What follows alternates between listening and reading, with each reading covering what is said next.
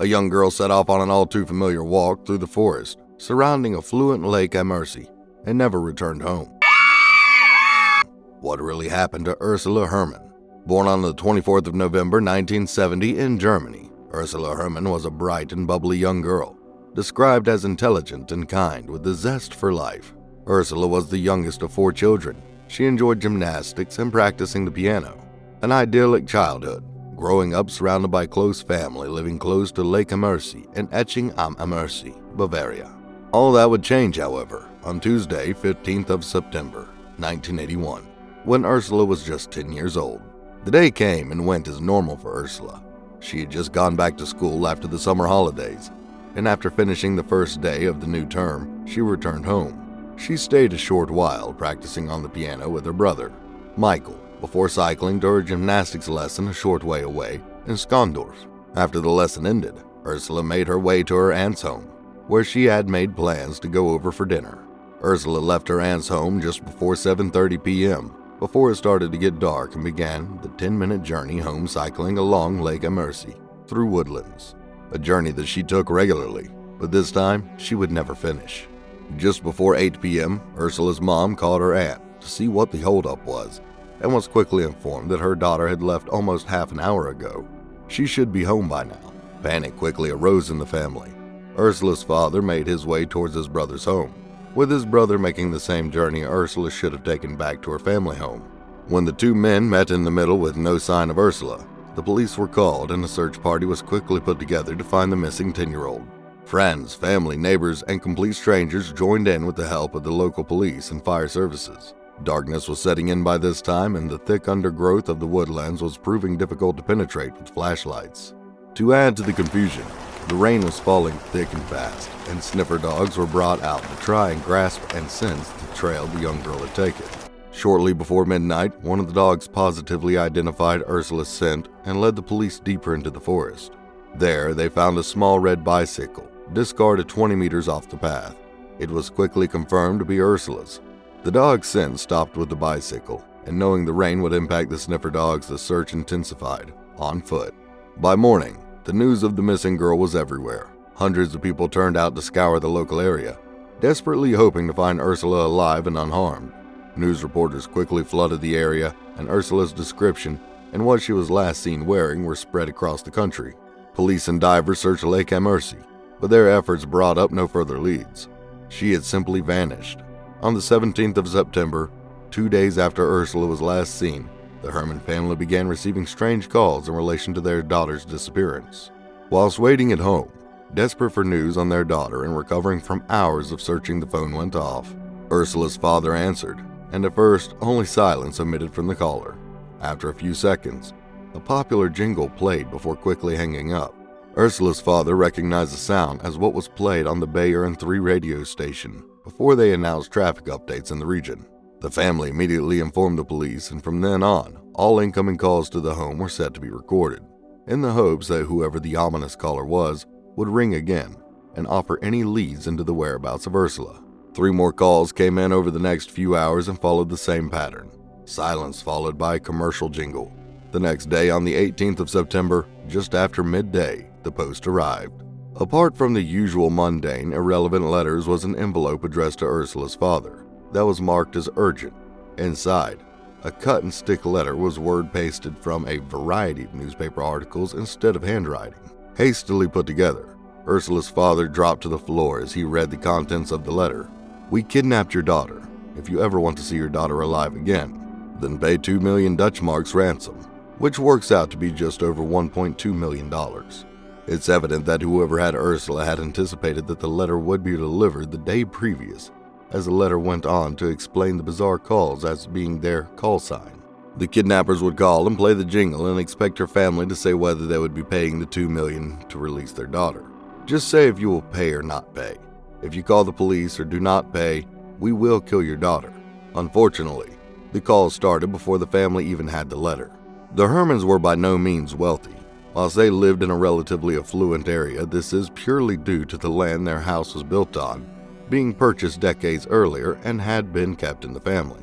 They quickly scrambled to raise the funds. Neighbors and friends put up what they could, and the police assured the Herrmanns they would pay the rest. With the ransom ready to go, all the family and investigators could do was wait desperately by the phone for the next call. When the phone rang later that day, Ursula's mother answered and assured whoever was listening on the other end of the call that the ransom was ready to be paid. Ursula's mother also asked the unknown caller for proof of life. She wanted to know before handing over the money that this would ensure Ursula could come home. She begged the caller, "Talk to me, say something from Ursula." But the call ended with no response. All they could do was hope that further instructions would come from Ursula's kidnappers. A few days later, on Monday, September 21st, 6 days after Ursula disappeared, a second letter arrived with the same cut-out words as the first one. This time, the letter was more specific about their demands. Whoever had Ursula demanded that the ransom be paid in a suitcase with stacks of 100 Dutch mark bills inside. The note did not name a location for the handoff, but demanded that Ursula's father should come alone in a yellow Fiat 600, going no faster than 56 miles per hour. Oddly specific demands. The family accepted the demands and awaited further instructions on when and where to meet, but no other letters or calls came. 2 weeks after the first call, no further instructions had come from the kidnappers, and the Herrmanns, who were rarely away from the phone, desperate not to miss a call, were beginning to lose hope. Whether it was a cruel prank or a legitimate random negotiation, we will never know. But this was the main lead that the investigation had followed for weeks. So after no follow-up, it was back to the drawing board. The forest was searched yet again by police armed with a force of over 100 bodies, searching on foot and 10 sniffer dogs. The search area was split into grids, ensuring that this time no stone was left unturned. One by one, each grid was searched by multiple officers. After this long since Ursula had disappeared, there was no more margin for error. During this search, metal rods were used to stake into the ground looking for any disturbances in the undergrowth. The new search went on for 4 grueling days until Sunday, October 4th, 19 days after Ursula disappeared. The search was beginning again, for another day when around 9:30 a.m. an officer shouted out that he had found something. 800 meters from the path around Lake Ammersee was a small glade, hidden in the trees. An officer searching this area of the grid when he struck down with his metal pole. Instead of the familiar push into the growth underneath, he had hit something solid. After hearing the shouts, officers piled into the glade where they found a layer of clay in the area, underneath a blanket which was on top of a large wooden board. When this was removed, it quickly revealed a board underneath, which it appeared to be a lid of a small green box buried underground. The box was just 72 centimeters by 60 centimeters and had been locked shut with 7 bolts. The officers used a shovel to pry the contraption open, and upon opening the lid, the smell of death wafted over them. Peering into the box, the officers saw what would disturb them for the rest of their careers. Inside was 10-year-old Ursula Herrmann. She was dead, and had been for some time.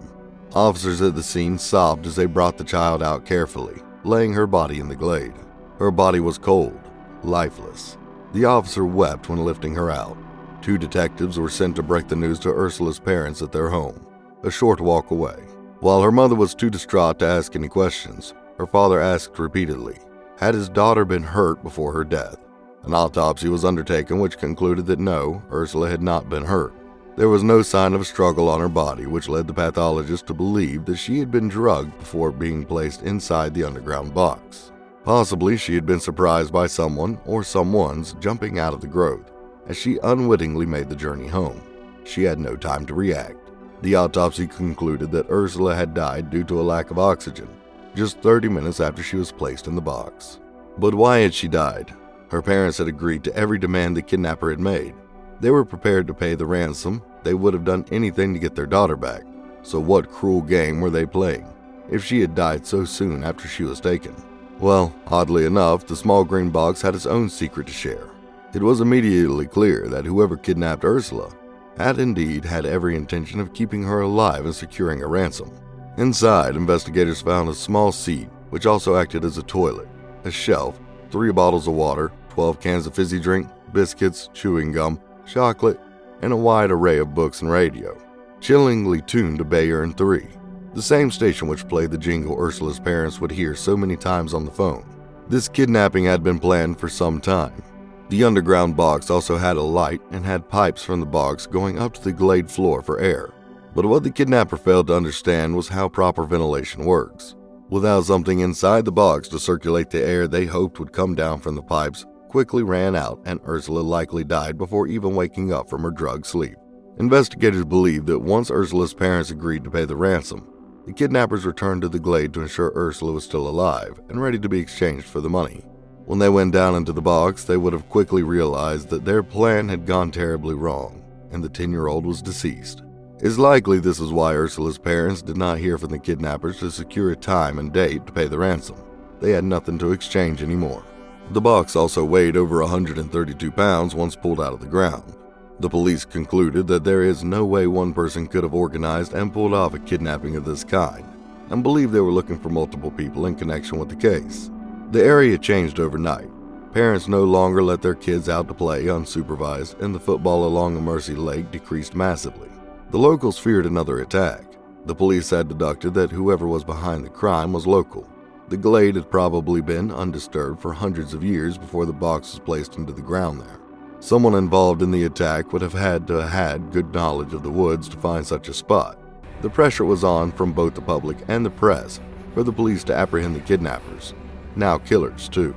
Desperate for leads, in the immediate aftermath of finding Ursula's body, police announced a reward of 30,000 Dutch marks for any information regarding who was responsible for the crime. The investigation was flooded with leads, and whilst they were all followed up on, they ultimately went nowhere. However, a lot of anonymous tips led the investigation to Werner Masaryk, a mechanic in the local area known as the Bearded Giant. Werner lived with his wife and 2 children just over 200 meters away from the Herrmann family home. It was alleged that Werner was struggling financially and was over $140,000 in debt. Werner was questioned by police a week after Ursula's body was discovered, and he initially was unable to provide investigators with his whereabouts on the day Ursula disappeared. A day after he was first questioned, he told police that he had been at home with his wife and some friends playing games. Werner's home and workshop were raided, but there was nothing found that could link him to the crime. When examining the wooden box, police were able to obtain fingerprints, which were left on some tape inside. Werner submitted his fingerprints for examination, and no positive link was found, but this did not alleviate suspicion against Werner. In February 1982, Klaus Pfaffinger, an alcoholic, approached the police and confessed that he had dug a large hole for Werner a couple of months prior. The police finally had a lead they could follow up on. They asked Klaus to direct them to the location where he had dug the hole, hoping they would be led to the glade Ursula was discovered in. Hopes of solving this crime were quickly dashed when Klaus admitted he couldn't find where he had dug the hole and also revoked his confession. It was later discovered that the investigators had neglected to record the confession as Klaus gave it, and it was written from memory by one of the investigators weeks after the fact without Klaus's signature. Klaus Pfaffinger's ex-wife would later describe him as a lazy guy who would never have agreed to dig a large hole for anyone. With no physical evidence against the two, all charges were dropped, and with no new leads to follow, the case turned cold. The case would stay cold until 2007. With pressure from Micheal Herrmann, Ursula's brother, and advances in forensic technology, the police announced they would be reopening the case into the kidnap and murder of Ursula Herrmann. Police re-examined all evidence found in the original investigation and discovered several hair strands that did not belong to Ursula. The DNA extracted from the strands was run in the hopes that a match would be found that could bring them closer to solving the case. And to their excitement, a match was found. A man who had been arrested years earlier in association with another murder in Germany was matched to the hair found in the box Ursula was trapped in. However, the police decided not to investigate this further, believing that the man in question could not possibly have been involved with her death, as he himself was only a few years older than Ursula in 1981. Desperate to finally have a conclusion to the case, police revisited their earlier suspicions against Werner Masaryk and decided to place him under surveillance. Without Werner's knowledge, the police tailed him everywhere, had bugged his home, and was listening to his calls. The police also researched Werner's home, and this time, they found something: an old tape recorder. Taking this back for an examination, they showed the recorder to a sound expert and theorized that this recorder could have been used for the ominous phone calls the Herrmanns received in the days following Ursula's disappearance. The sound expert confirmed this indeed could have been the case, and with that, the police decided they had enough circumstantial evidence to arrest Werner. In February 2009, Werner Masaryk's trial began in Augsburg. Werner maintained his innocence throughout the proceedings and read out a statement to the court over 20 pages long in which he stated, "I know I was certainly not a good citizen, sometimes rude, and we will see many attempts to portray me as a bad person, but I have nothing to do with this act. But before his trial could even begin, it was clear that people perceived this man as guilty. Friends, neighbors, and everyone he knew all turned against him, coming to court to provide statements on what bad of a person he was. Now, menial incidents years earlier in their minds meant this man had to have been behind Ursula's kidnapping. The assassination of his character, combined with the justification the prosecutors gave for the crime, that he needed the ransom money to pay off debts, sealed his fate. Even with the little physical evidence there actually was against him, the prosecution also used the retracted confession Klaus Pfaffinger gave years ago. Essentially, the trial was over before it even began, and Werner Masaryk was sentenced to life imprisonment for the kidnapping and murder of Ursula Herrmann. But this is not the end of the story. In a shock twist, Werner Masaryk had one strong supporter who believed he was innocent: Micheal Herrmann. Micheal pointed out numerous flaws in the prosecution's theory. He was able to put doubt into the tape recorder evidence and brought up how Klaus's confession shouldn't have been used. In order to have the case re-examined in court, Micheal Herrmann came up with a plan. In 2013, he filed a civil suit claiming nearly £20,000 in damages from health issues related to the stress of his sister's murder and the subsequent trial. This meant that Werner would be able to come to court yet again and fight against the crime for which he was still insisting he was innocent. As part of Micheal's plan, for the judge to award him any damages for Werner, they first would need to establish whether Werner was guilty of the initial crime which caused Micheal's health issues. And so, in 2016, the case went to trial again. And this time, Micheal wasn't the only one who stood in support of Werner. A retired physicist, Bernd Hader, also felt that the sound expert's claim wasn't adding up and came forward testifying in favor of Werner. Another supporter, Barbara Zipser, who was a London-based linguist, analyzed the two ransom letters and concluded that the kidnapper had to have been a foreigner, that the letters were not written grammatically correct enough to have come from someone so local. Unfortunately, after 2 years in court, the hopes of seeing Werner Masaryk a free man were dashed. The court awarded Micheal damages of around £7,000, which signified that the judge agreed with the original guilty verdict. Werner was to stay in prison for a crime he vehemently denies. In March 2021, an anonymous confession was sent out to a German media house. In the confession, it was claimed that a high school student and his friends had committed the crime. There were no further letters or communication, and the police were unable to take it any further, even with their hair DNA matched to the boy a little older than Ursula, who they had earlier ruled out. The case is officially closed, with Werner Masaryk losing his life to serving time inside for the death of Ursula Herrmann. But has the real killer or killers been living in the shadows for the last 30 years?